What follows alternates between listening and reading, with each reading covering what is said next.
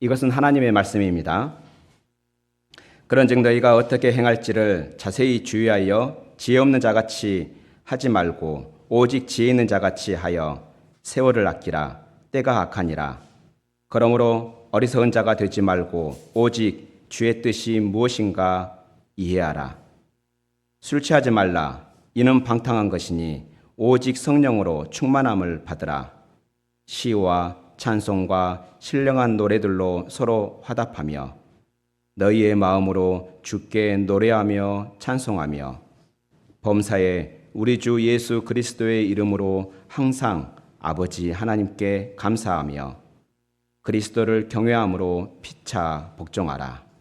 아멘. 기도합니다. 하늘에 계신 우리 아버지여, 이 복된 날에 저희들을 아버지의 존전에 불러주시고 저희들로 예배케 하시니 감사합니다. 아버지, 이 시간 말씀을 전하는 저의 마음 가운데 성령으로 조명하셔서 주의 복음의 말씀을 순수하게 선포하게 하시고 또한 복음의 말씀을 듣는 주의 양무리들에게 성령으로 비추심으로 밝히 깨닫게 하여 주시옵소서. 귀를 열어 듣게 하시고 마음을 열어 믿게 하셔 아버지께서 이 땅에 보내신 예수님의 그 뜻이 이루어지게 하옵소서. 복음의 말씀을 믿음으로 생명을 얻고 더 풍성하게 얻는 복된 시간 되게 하옵소서. 이 시간 성령으로 말씀하실 하나님 아버지를 기대합니다. 우리 구주 예수님 이름으로 기도합니다. 아멘. 여러분들은 지혜로운 사람이 좋습니까? 지혜 없는 사람이 좋습니까? 예, 다 그러겠죠. 아마 지혜롭지 않는 이상 자기 스스로가 지혜 있는 사람이 되기를 원할 겁니다. 뭐 자기뿐만 아니라 주변에 있는 친족들, 주변에 있는 지인들도 지혜로운 사람이 되기를 원할 겁니다. 오늘 본문에 우리에게 권면하고 있습니다. 지혜 없는 자같이 되지 말고 지혜 있는 자같이 되어라 라고 말하고 있습니다. 그렇다면 지혜 있는 사람들은 어떠한 사람인지 우리는 오늘 본문에서 살펴보아야 할 것입니다. 오늘 본문에서 지혜로운 사람들은 어떻게 행동하고 또 무엇을 추구하며 사는지를 우리가 말씀을 통해 들었으면 합니다. 그래서 말씀을 들을 때 그 말씀대로 실천함으로 인해 하나님 앞에서 지혜로운 모든 성도들이 되기를 축원합니다. 먼저 우리 15절부터 보면 하나님께서 우리에게 뭐라고 말씀합니까? 너희가 어떻게 행하고 있는지를 자세히 주의해라. 신중하게 살펴보아라 라고 말씀합니다. 그래서 그렇게 신중하게 살펴보면서 지혜 없는 자같이 그렇게 행하지 말고 지혜 없는 자같이 그렇게 살지 말고 지혜 있는 자와 같이 살아라. 지혜 있는 자와 같이 삶의 길을 걸어가라 라고 말씀합니다. 그렇다면 지혜 없는 자는 어떠한 사람들일까요? 지혜 없는 자는요, 자기의 행위에 대해서 굉장히 부주의합니다. 거칩니다. 또 같은 실수를 반복합니다. 여러분 주변에 혹은 여러분들 혹시 경험해 보지 않았습니까? 똑같은 상황을 똑같은 실수를 반복하는 이런 모습들이 나타나는 경우 경험해 보지 않았습니까?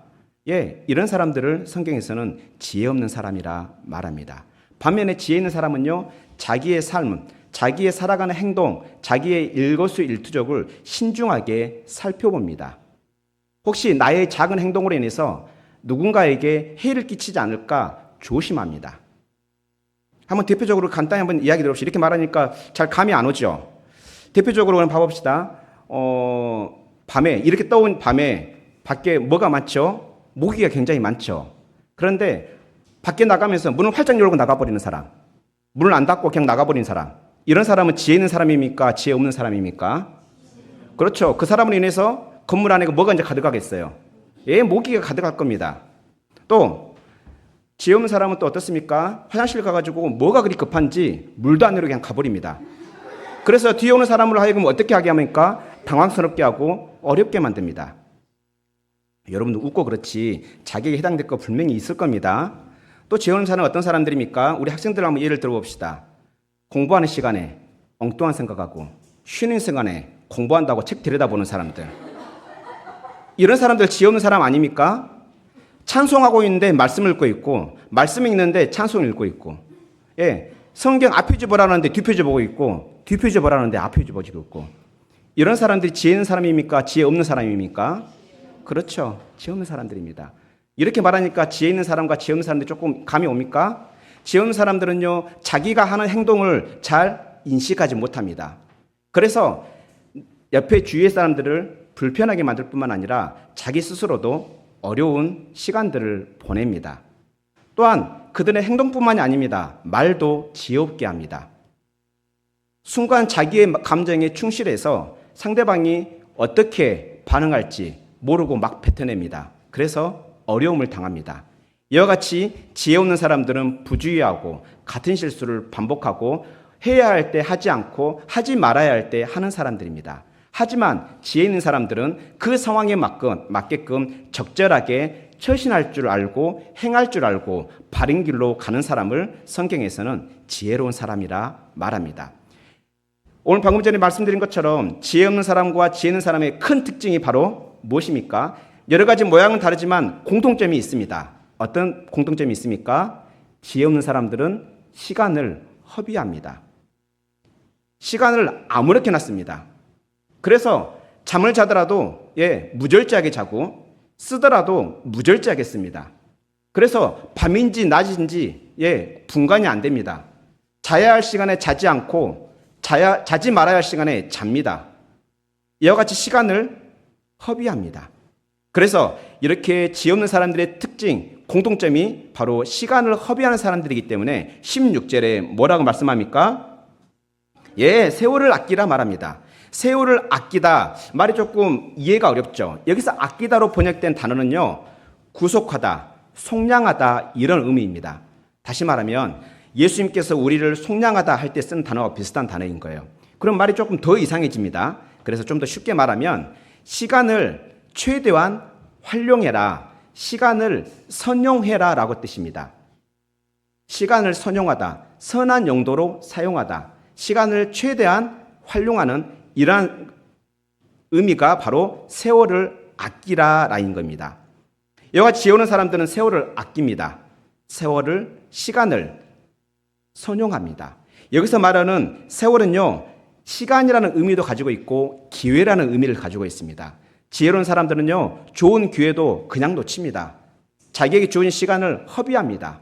하지만 지혜 있는 사람은 자기에게 주어진 그 시간을 최대한 활용하고 자기에게 주어진 그 기회를 쉽게 놓치지 않습니다. 그래서 하나님께서는 우리에게 세월을 아끼라, 시간과 기회를 최대한 활용하고 선용해라 말합니다.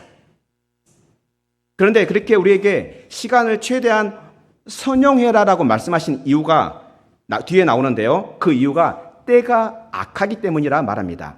시간이 악하기 때문이라 말합니다. 여기서 때라고 번역된 단어는 날들을 말합니다. 여러 날들을 말합니다. 이 날들이 악하기 때문에 하나님께서 구원한 너희들은 시간과 기회를 선용해라 라고 말합니다. 그럼 우리는 여기서 의문점이 들죠. 왜 날들이 악할까요? 왜 시간들이 악할까요? 시간에 뭐가 죄를 지었을까요? 우리는 본문 5장뿐만 아니라 바로 그 전에 그 후를 보면은 왜 시간이 악한 줄을 알 수 있습니다. 바로 시간이 악한 이유는 바로 사탄이 때문입니다. 어두운 세력 사탄이 여전히 공중 가운데 공중 권세 잡고 역사하고 있기 때문에 이 날들이 악한 것입니다. 그 내막은 이렇습니다. 본래 시간은 악하지 않았습니다. 왜 그렇습니까? 시간 또한 누가 창조했기 때문입니까? 창세기 1장을 보면 하나님께서 창조하셨습니다. 그러면 우리 하나님은 어떠한 분입니까? 우리 하나님은 지혜의 근본이십니다. 지혜로 따지면 그 누구도 하나님만큼 지혜롭지 아니합니다. 하나님은 지혜이십니다.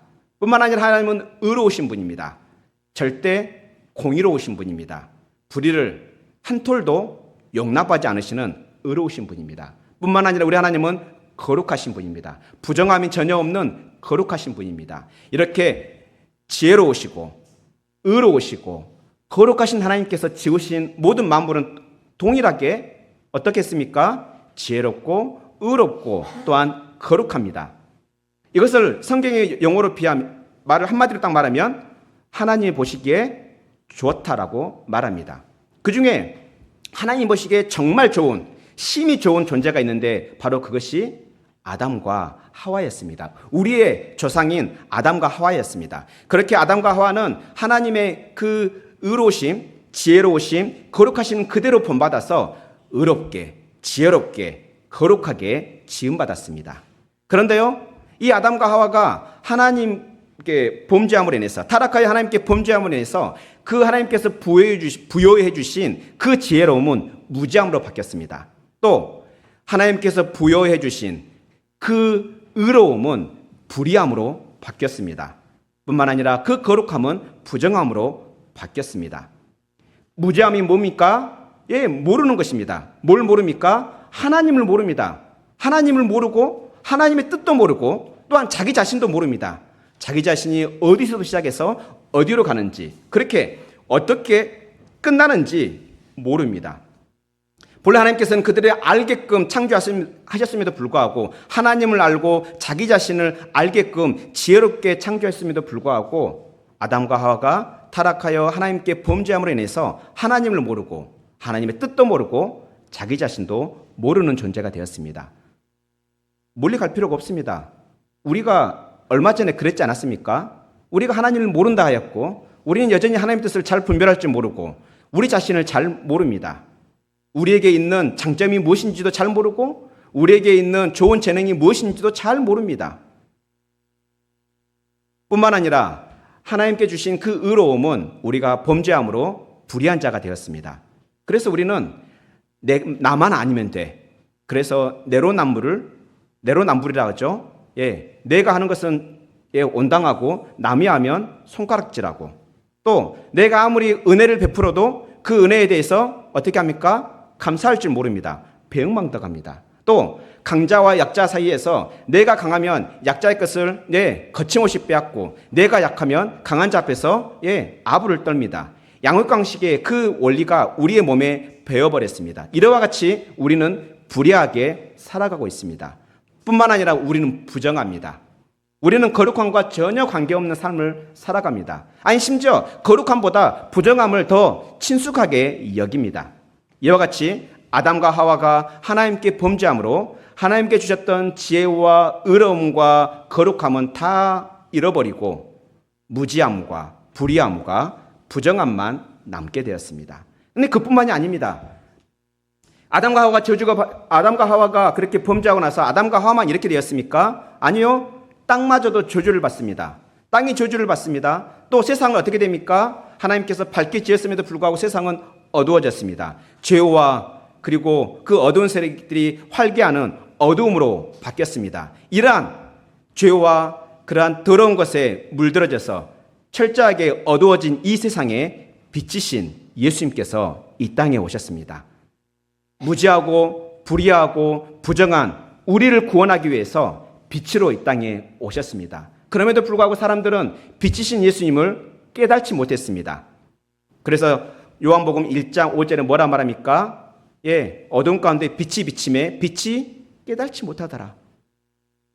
그럼에도 불구하고 우리 예수님은 자기를 알아주지 못한다 할지라도, 알아주지 않는다 할지라도, 자기를 기억하지 아니한다 할지라도 하나님께서 택하신 그 영혼들을 구원하기 위해서 십자가에서 죽으시고 부활하셨습니다. 그래서 예수님께서 우리의 그 범죄로 인해서 십자가에 못 박혀 죽으시고, 그리고 죽은 지 3일 만에 부활하셨습니다. 이렇게 죽으시고 부활하신 예수님은 이제 우리가 잃어버렸던 그 의로움과 거룩함과 지혜로움을 다시 회복시켜 주십니다. 우리에게 있어서 회복되어지는 것이 아니고요, 우리가 없기 때문에 우리가 예수님께서 그렇게 회복하신 지혜, 의로움, 거룩하심, 그리고 더 나아가서 우리의 구원이 되어 주심으로 말미암아 우리가 예수님과 딱 붙어 있으면, 우리가 예수님과 딱 연합을 하면 이제 예수님의 그 거룩하심과 의로움과 또한 지혜로움이 우리의 것이 됩니다. 그 말씀을 우리가 고린도전서 1장 30절에서 알 수 있는데요. 우리 고린도전서 1장 30절 한번 보겠습니다. 신약성경 264페이지입니다. 고린도전서 1장 30절입니다. 신약성경 264페이지 고린도전서 1장 30절 같이 읽겠습니다. 시작. 너희는 하나님으로부터 나서 그리스도 예수 안에 있고 예수는 하나님으로부터 나와서 우리에게 지혜와 의로움과 거룩함과 구원함이 되셨으니 아멘.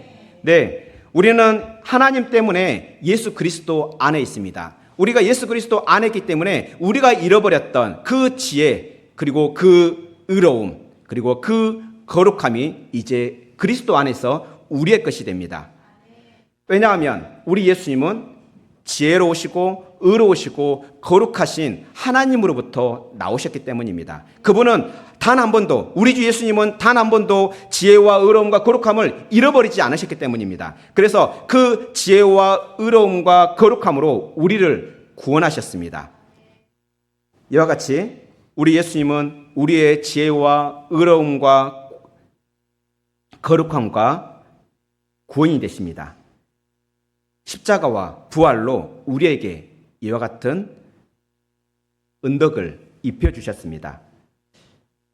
그래서 우리가 우리 주 예수님께서 십자가와 부활로 우리에게 허락하신 이 아름다운 것들이 우리의 것이 되려면 우리 예수님께서 우리를 위하여 무엇을 하셨는가? 정말 그 십자가와 부활이 나의 것인가 믿는가 믿지 아니하는가에 따라서 우리는 이 은혜를 누릴 수도 있고 누리지 못할 수도 있습니다.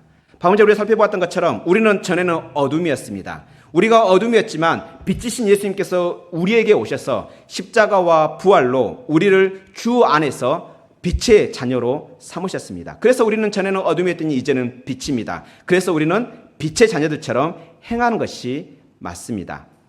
이와 같이 우리는 빛의 자녀로서 행해야 할 건데 여전히 우리가 빛의 자녀로서 행하지만 세상은 여전히 어떻습니까? 어둠 가운데 있다는 것입니다. 아담과 하와에게 역사했던 그 사탄은 여전히 지금도 역사하고 있다는 것입니다. 그래서 그 사탄이 이 시간들을 하나님께서 만드신 그 시간들을 악용하고 있기 때문에 그래서 그때가 악하기 때문에 우리가 그 시간과 기회를 선용해야 한다는 것입니다. 그 시간을 최대한 잘 활용해야 한다는 것입니다. 그래서 우리는 용기를 내어 어둠의 세력을 대적하고 어둠의 세력에게 그 시간과 기회를 빼앗기지 않도록 그 시간을 우리가 빼앗아서 선용해야 합니다. 그 시간을 그 어두운 세력으로부터 건져내서 선용해야 합니다. 이와 같은 사실을 우리는 에베소서 2장 2절에서 알 수 있습니다. 어두운 세력이 어떻게 지금도 여전히 역사하고 있는지 그 내막을 한번 보도록 합시다. 에베소서 2장 2절입니다.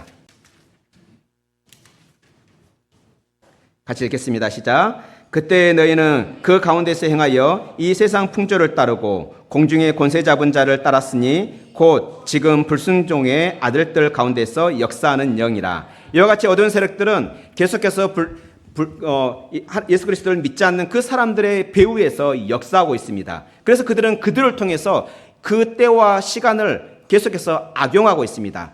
그래서 우리는 그 시간과 그 기회를 악용하고 있는 그 세력들로부터 시간을 빼앗고 그리고 그 시간을 선용해야 합니다. 그렇다면 그 시간은 누구의 것이라고요? 하나님의 것이죠. 그 시간이 하나님의 것인데도 불구하고 우리에게 주셨습니다. 그렇다면 우리에게 주신 그 시간을 잘 사용하려면, 잘 선용하려면 어떻게 해야겠습니까? 우리에게 그 시간을 주신 하나님의 뜻을 알고 하나님의 뜻대로 사용해야 선용하는 것 아니겠습니까? 만약에 그 시간 주신 시간을 하나님의 뜻이 아닌 우리에게 시간을 주신 그 주인의 뜻이 아닌 내 마음대로 쓴다면 그건 결코 선용이 아닙니다. 그것은 악용입니다. 그래서 하나님께서는 본문 17절에서 이렇게 말씀하고 있는 것입니다. 그러므로 어리석은 자가 되지 말고 오직 주의 뜻이 무엇인가 이해하라 하는 것입니다. 왜냐하면 주의 뜻을 이해해야 우리가 우리에게 주신 그 시간을 선용할 수 있기 때문입니다. 당연한 이치죠? 예를 한번 들어보겠습니다. 여러분들 잘 알고 있는 달란트 비유 잘 아시죠? 달란트 비유가 어떻게 시작합니까? 임금이 어디를 떠나기 전에 그 종들을 부릅니다. 그 종들을 불러서 그 종들의 재능에 따라서 그들에게 달란트를 줍니다. 그래서 어떤 종에게는 5달란트를 주고 어떤 종에게는 2달란트 주고 어떤 종에게는 1달란트 주고 그리고 그 임금은 한동안 떠납니다. 그랬더니 그 종들이 이제 이것으로 무엇을 할지 고민하기 시작합니다. 그 중에 한 종, 5달란트 받았던 종은 밖에 나가서 열심히 장사를 해서 이문을 남겼습니다. 2달란트 받은 그 종도 나가서 열심히 일을 해서 이문을 남겼습니다. 그런데 1달란트 받았던 사람은 어떻게 했습니까? 주인이 가자마자 그 1달란트를 땅에 묻어놨습니다.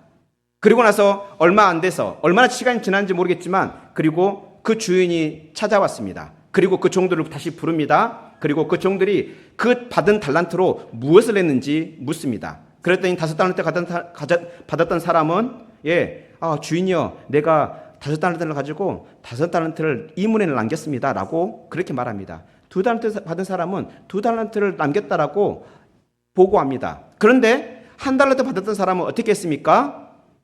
급히 자기가 묻어놨던 땅을 다시 파고 그 묻어놨던 달란트를 그대로 가지고 와서 주인에게 그대로 돌려줍니다. 이 세 종 중에 누가 칭찬을 받았고 누가 꾸중을 들었습니까?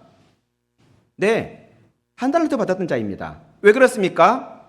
왜 2달란트 받던 사람, 왜 5달란트를 받았던 사람들은 칭찬을 받았는데 왜 1달란트 받았던 사람은 꾸중을 들었습니까? 돈을 못 벌어서입니까? 거기에서 보면 마치 돈을 못 벌어서 온 것처럼 들리죠. 야, 이렇게 할 거면 은행에 하나 맡겨가지고 이자라도 받아오지. 왜 그랬어? 라고 마단치니까 돈을 못 벌어서 그런가 보다라고 우리가 이해할지 모르겠습니다. 아니요, 그것이 아닙니다. 하나님의 그 주인의 뜻을 몰랐기 때문입니다. 5달란트 받았던 사람도 2달란트 받았던 사람도 우리 주인이 이거 가지고 열심히 사용해서 이문을 남기라는 거 보구나, 잘 사용하라는 거구나 하고 그 뜻을 알았기 때문에 바로 받자마자 밖으로 나가서 장사를 했습니다. 그런데 1달란트 받았던 사람은요, 주인의 뜻을 몰랐습니다. 왜 주었는지, 왜 자기에게 그 귀한 달란트를 엄청난 재산을 주었는지 몰랐습니다. 단지 그거 잃어버릴까봐 아무도 모르게 땅에 묻어놨다가 단지 갖고 왔을 뿐입니다. 근데 그것은 주인의 뜻이 아니었던 것입니다. 주인은요, 그들에게 재능대로 주었던 그 달란트를 10분 활용해서 쓰기를 원했습니다. 그런데 이 악한 종, 1달란트 받았던 종은요, 그 주인의 뜻을 몰랐기 때문에 엉뚱한 짓을 한 것입니다. 우리는 각 사람마다 주어진 기회가 다릅니다. 재능이 다릅니다.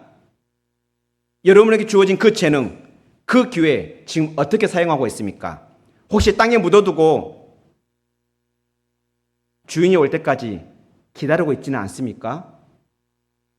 비록 받은 것이 작다 할지라도 그 작은 것을 주를 위해서 쓰고 예를 쓰고 있는 모습은 있습니까? 만약에 그렇다면 우리는 주인의 뜻을 모르고 있는 것입니다. 그러면 우리는 시간도 허비할 뿐만 아니라 기회도 허비합니다. 아니, 거기서 끝나면 다행입니다. 우리는 마지막 날에 주인 되신 예수님으로부터 책망을 받게 될 것입니다. 그렇다면 우리 모두 이제 자기에게 주어진 시간과 기회를 최대한 선용하기를 힘씁시다. 그렇게 선용할 때 우리 하나님께서는 우리를 지혜로운 자라 칭찬하실 것입니다.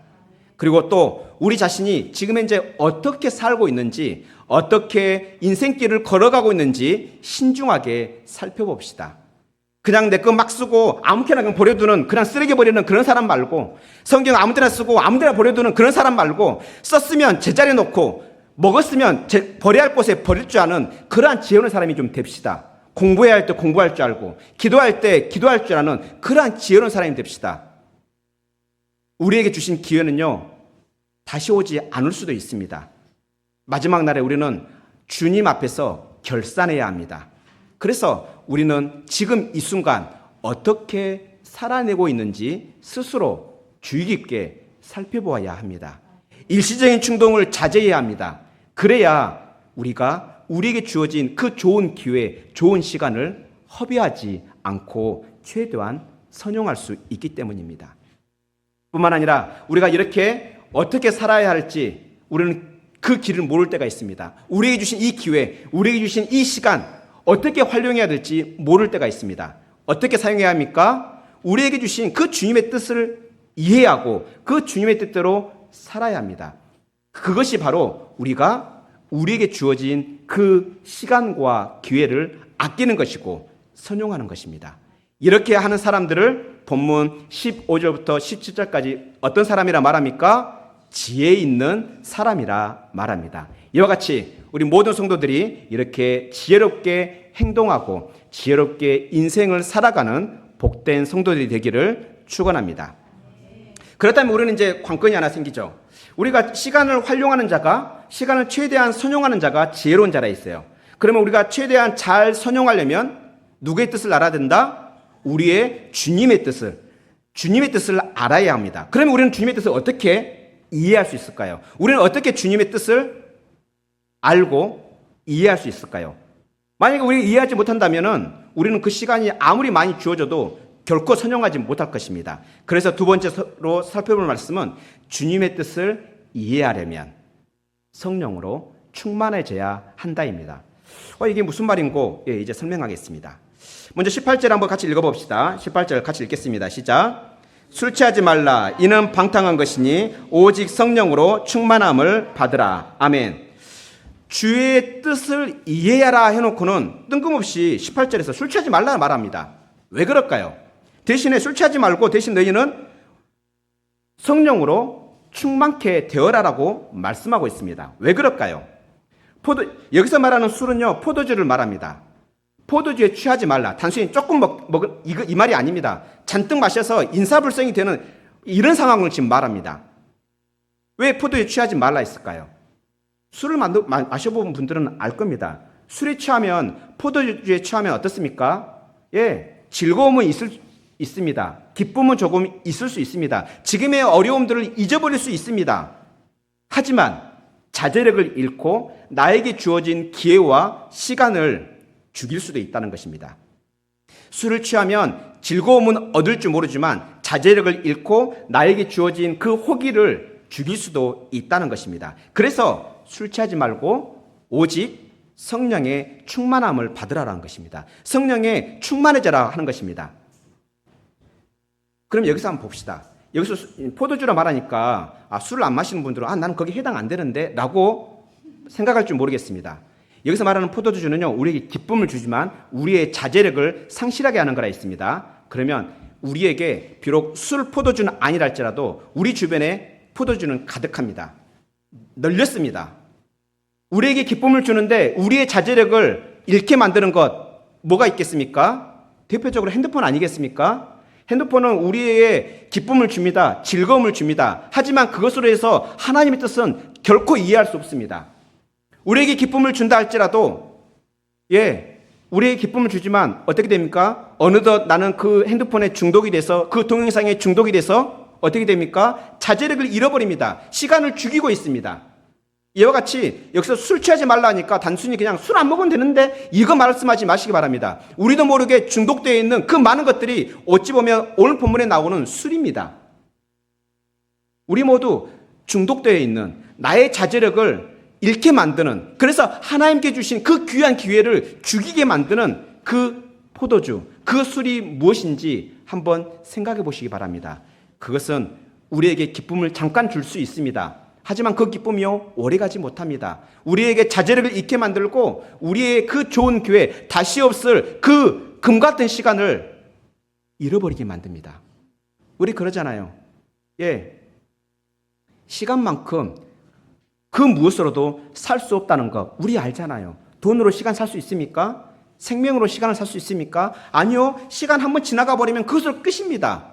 그런데 우리는 그 술에 취함으로 인해서 그 무엇으로 살 수 없는 귀한 시간을 허비할 수도 있습니다. 그렇다면 우리 주변에 즐거움을 주지만 우리의 자제력을 잃게 만드는 잘못된 습관들, 잘못된 물건들을 이제는 좀 멀리하기 바랍니다.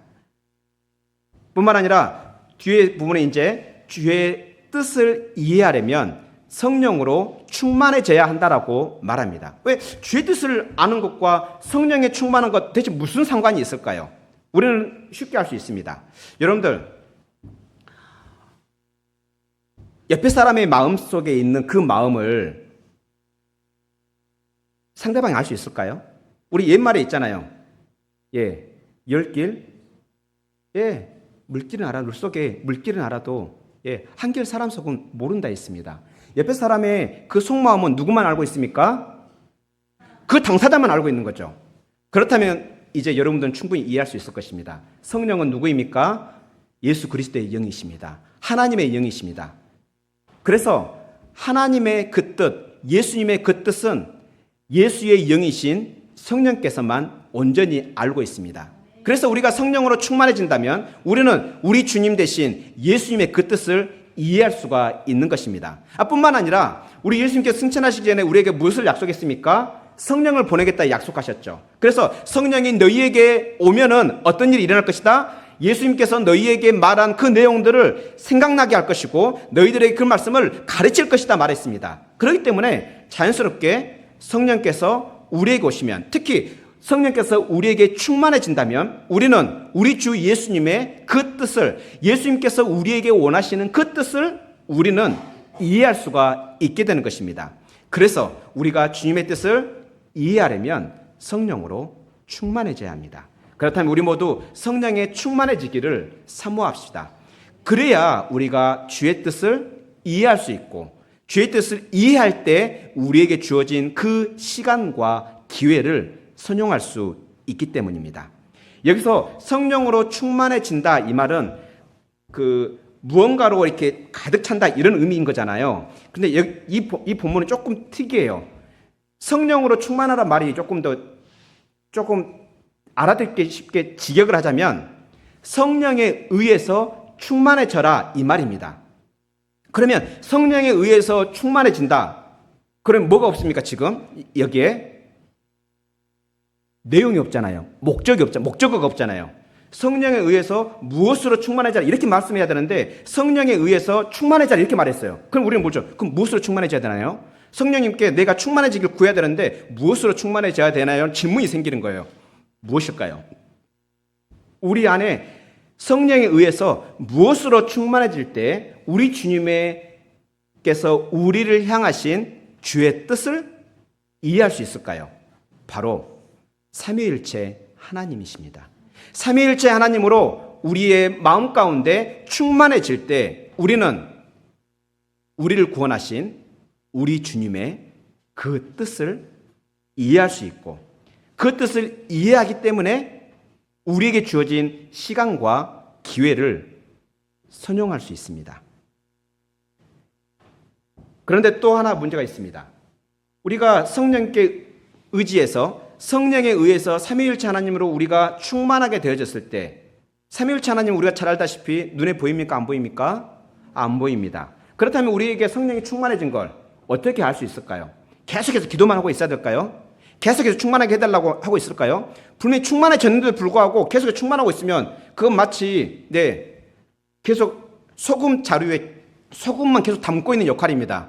소금은 계속 소금 자리 안에만 담겨지면 의미가 없습니다. 담겨지면 어떻게 해야 됩니까? 이제 가득 자루에 소금이 가득 찼으면 어떻게 해야 됩니까? 소금이 필요한 곳으로 가야 됩니다. 사용되어져야 됩니다. 성령으로 충만해졌으면 이제 사용되어져야 합니다. 그러니까 우리가 성령으로 충만한지를 알아야 합니다. 마치 우리가 차를 몰고 갈 때 차에 기름이 지금 있는지 없는지 어떻게 보면 알 수 있어요? 연료 뚜껑 뜯어봐야 합니까? 게이지 보면 볼 수 있잖아요. 이와 같이 성령의 충만함을 우리는 게이지를 통해서 알 수 있습니다. 그 내용이 바로 지금 19절부터 21절에 나옵니다. 성령에 충만해지면 어떠한 모습들이 나타나는지 한번 봐봅시다. 5가지 분사로 지금 이야기를 하고 있는데 첫 번째로는 19절에 시와 찬송과 신령한 노래들로 서로 화답합니다. 그러니까 여기서 말하는 시, 찬송, 신령한 노래들은 뭐 딱딱 구분해가지고 뭐라 말하기 어렵습니다. 여기서 시로 번역된 이 시는 시편, 우리 그 시편을 영어로 뭐라고 그래요? 헬라어는 푸살렘이라고 해요. 푸살로스인데 그러니까 여기서 말하는 시는 시편을 말하는 것 같습니다. 찬송은 힘날입니다.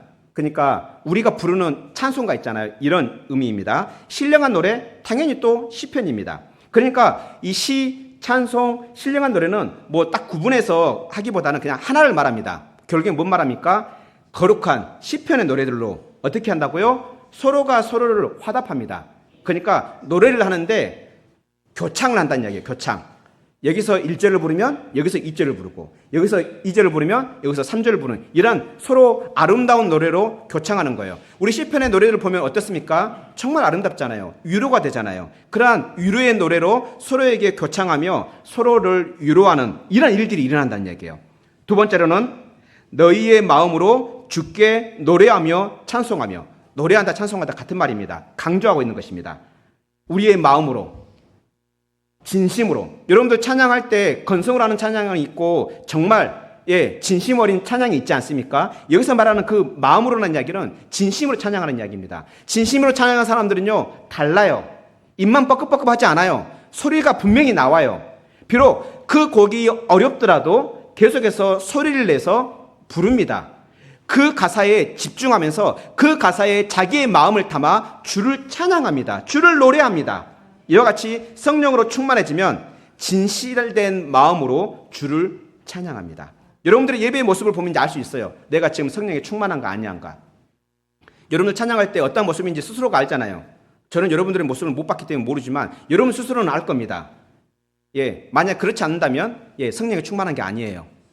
그래서 뭐 해야 됩니까? 성령에 충만함을 구해야죠. 그러면 성령의 충만함을 얻을 때 비로소 우리는 성령에 의해 주를 향하여 진심으로 찬양하게 됩니다. 하지만 성령이 오지 않으시면요, 노래가 맹숭맹숭합니다. 그냥 그렇습니다. 그냥 들려지는 멜로디, 그냥 흥얼흥얼 할 뿐이지 그 가사의 의미에 자기의 마음을 실어 보내지 않습니다.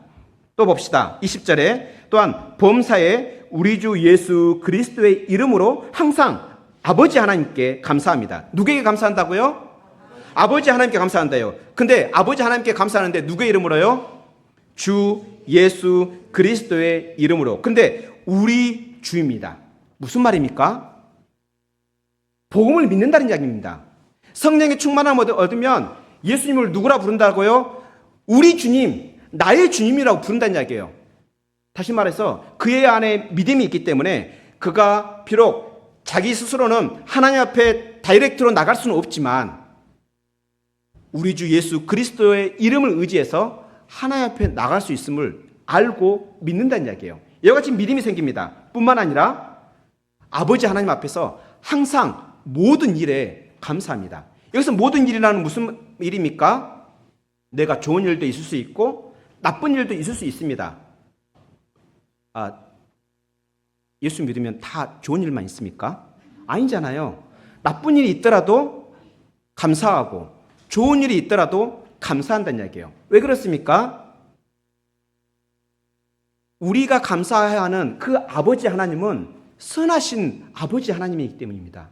그분은 선하셔서 결코 나에게 악한 일을 안 하시는 분이기 때문입니다. 그분은 선하시기 때문에 저에게 어떨 때는 고난을 주시기도 하고 저에게 기쁨을 주시기도 합니다. 하지만 그 모든 것들은 누굴 위해서 주시는 겁니까? 나를 위해서 주시는 거예요. 그렇기 때문에 우리는 모든 일에 감사할 수가 있는 것입니다. 성령의 충만함을 받으면 주의 그 뜻, 나를 향하신 그 뜻을 이해하기 때문에 좋은 일에도 감사할 뿐만 아니라 좋지 않은 일에도 감사하게 된다는 이야기예요. 여러분들 좋은 일이 있습니까? 당연히 감사하기 바랍니다. 안 좋은 일이 있고 근심이 있습니까? 그 또한 감사하기 바랍니다. 분명히 이유가 있을 것입니다. 지금은 그 이유를 우리는 모르지만 분명히 이유가 있기 때문에 이 상황을 주셨을 것이고 이 상황을 통해서 나를 빚어가기 위해서 성장하게 하기 위해서 주신 것일 것입니다. 성장통이 있어야 사람은 성장합니다. 성장통 없이 성장하는 사람은 없습니다. 고난이 없이 하나님은 만날 수 없습니다. 우리는 고난을 통하여 하나님을 만납니다. 그렇지만 지혜가 없는 자들은 그 고난 가운데 하나님을 원망하고 하나님을 떠나버립니다. 이 사람들을 성경은 지혜 없는 자라 말합니다. 하지만 지혜 있는 자는 하나님의 그 뜻을 이해하기 때문에 어떠한 상황 가운데서도 항상 하나님을 향하여 감사합니다. 이것이 성령의 충만함을 받은 사람의 특징입니다. 마지막으로 21절을 보면은 그것으로 끝나지 않습니다. 그리스도를 경외함으로, 우리 주 예수님을 경외함으로, 그분을 두려워하고 그분을 존경함으로, 그것을 끝나는 것이 아니라 그 마음으로 서로 피차 복종하게 됩니다. 복종한다는 말이 무슨 말입니까? 나의 이익을 내려놓고 그 사람의 말을 따르는 것입니다. 나의 생각을 내려놓고 상대방 말을 따르는 것입니다. 우리가 어떨 때 상대방 말을 따릅니까? 네 의견이 더 나은 것 같은데?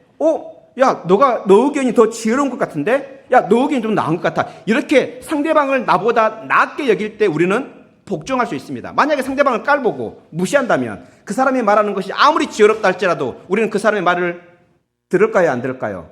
예, 당연히 안 듣습니다. 그런데 우리 주 예수님은 어떤 분입니까? 지혜의 근본이시고 의로우시고 뿐만 아니라 거룩하신 분입니다. 그렇기 때문에 우리는 우리 주 예수님을 경외합니다. 그분을 두려워하고 그분을 존경합니다. 이러한 마음 그대로 우리는 옆에 지체에게 행하는 것입니다. 그 지체가 조금 부족할지라도 그를 나보다 더 낮게 여기고 서로 복종하는 것입니다. 나만 복종하는 것이 아니라 서로 피차간에 복종하는 것입니다. 그러한 공동체라면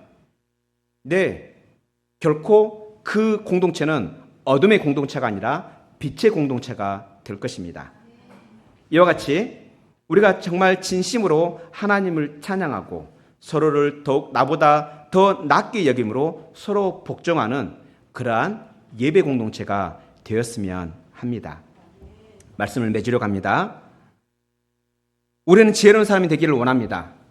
어떤 사람도 지혜 없는 사람이 되기를 원하지 않습니다. 아니, 심지어 지혜 없는 사람도 자기 스스로가 지혜 있다 여깁니다. 이와 같이 우리는 본능적으로 지혜 있는 사람이 되기를 원하고 되고자 합니다. 그러나 지혜 있는 사람은 자기 스스로가 지혜롭게 되고 싶다 해서 지혜롭게 되어지지 않습니다. 우리에게 주신 그 시간과 그 기회를 주님의 뜻대로 활용할 줄 아는 자가 지혜로운 자입니다. 나에게 지금 맡겨진 그 일에 대하여 최선을 다하는 자, 그냥 나의 이익만 쏙 빼어먹고 나머지 껍데기는 아무렇게나 버려버리는, 내 행동이 지금 다른 누군가에게 어떠한 악영향을 줄지 아무런 생각 없이 부주의하게 행동하는 그런 사람들은 성경이 지혜 없는 자라 말합니다. 하지만 지혜 있는 자는요, 지금 내가 행하는 일들을 유심히 살펴봅니다. 그래서 그러한 사람들은 행동이 다릅니다. 그 사람들이 지나간 자는요, 항상 깨끗합니다. 손볼 데가 없습니다. 그래서 다음 사람으로 하여금 시간을 아끼게 합니다. 하지만 지혜 없는 사람이 지나간 자는요, 시간이 많이 필요합니다. 청소하는데, 모기 잡는데, 시간을 많이 필요로 합니다. 이와 같이 우리 모두 우리에게 지금 맡겨진 이 일들, 우리의 이 삶들을 어떻게 살아내고 있는지, 어떻게 행하고 있는지 주의 깊게 살펴봅시다. 그리고 우리 그 맡겨진 그 기회와 그 시간을 선용하는 데 힘씁시다. 그러려면 우리는 우리 주님의 그 뜻을 알아야 합니다. 우리를 향하신 주님께서 원하시는 그 뜻을 알아야 합니다. 그 뜻을 이해해야 합니다. 그 뜻을 이해하기 위해서 우리는 성령의 충만함이 필요한 것입니다. 단순히 그냥 성경에 나오는 성경의 은사를 받기 위해서 성령의 충만함이 필요한 것이 아니라 지혜롭기 위해서 우리 주님의 우리를 구원하신, 우리를 십자가와 부활로 구원하신 우리 주님의 그 뜻을 이해하기 위해서 우리 주께서 보내신 성령, 우리 주의 성령이 우리 안에 충만해야 하는 것입니다. 그때 비로소 우리는 주의 뜻을 이해하고 주의 뜻대로 살아냄으로써 마지막 날에 우리 주님은 우리를 지혜로운 종, 착한 종이라 칭찬할 것입니다. 이와 같이 오늘 말씀을 잘 기억하고 이 말씀을 내로 실천함으로 인해서 모두 다가 한 명도 빠짐없이 우리 주님 앞에서 칭찬받는 모든 지혜로운 성도들이 되기를 축원합니다. 하늘에 계신 우리 아버지여, 우리 구주 예수 그리스도의 이름으로 드리는 우리의 모든 찬양과 경배를 받아주셔서 감사합니다. 우리가 하나님 아버지를 찬송할 수 있도록 어둠에서 빛으로 구원해 주신 예수님 감사합니다. 우리를 겸손하게 하셔서 하나님을 경배하고 또한 형제 자매를 나 자신보다 낮게 여기게 하신 성령님 감사합니다. 성령 하나님, 우리는 늘 지혜가 없어 지혜 없이 행하기도 하고 또한 지혜 없이 살 때가 많습니다. 지혜 없는 죄를 긍휼히 여겨 주시옵소서. 우리에게 성령으로 충만하게 하셔서 주의 그 뜻을 이해하고 분별하게 하소서. 그래서 우리를 향하신 주의 뜻을 따라 살아내게 하옵소서. 우리에게 주신 시간과 기회를 최대한 선용하는 하나님 아버지의 지혜로운 자녀들이 되게 하옵소서. 어둠이었던 우리를 빛이 되게 하신 우리 구주 예수 그리스도의 이름으로 기도합니다. 아멘.